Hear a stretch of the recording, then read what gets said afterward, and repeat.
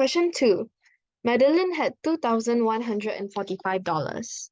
Nancy and Sharon had some money in the ratio 4:3. Madeline and Sharon had 40% more than Nancy. So how much did Nancy have? So let's write out our ratios first. We know that Nancy and Sharon have a ratio of 4:3. And we know that Madeline and Sharon had 40% more than Nancy. So in other words, we can write that Madeline and Sharon had 140 units, while Nancy had 100. Okay, so in order to find out how much Nancy had, we need to find the value of 1 unit. And we are given that Madeline had 2,145. So we have to find how many units Madeline has. So first, let's simplify our green ratio. We will get 7:5.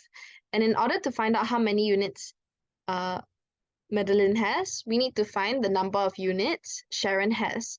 So we have an identical repeated variable over here, which is Nancy. So we have to make the number of units for Nancy on both ratios the same. So between 4 and 5, the lowest common multiple is 20. And we get 20 from 4 by multiplying it by 5. So we do the same for Sharon, and we will get 15. And for the green ratio, we get 20 by multiplying 5 by 4.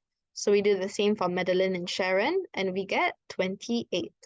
So now we can find the number of units Madeline has, which is 28U minus 15U, and this gives us 13U. So we know that 13U represents $2,145. So now we can find the value of 1 unit, which is 2,145 divided by 13, and this gives us 165. So now we can answer the question. Amount Nancy had,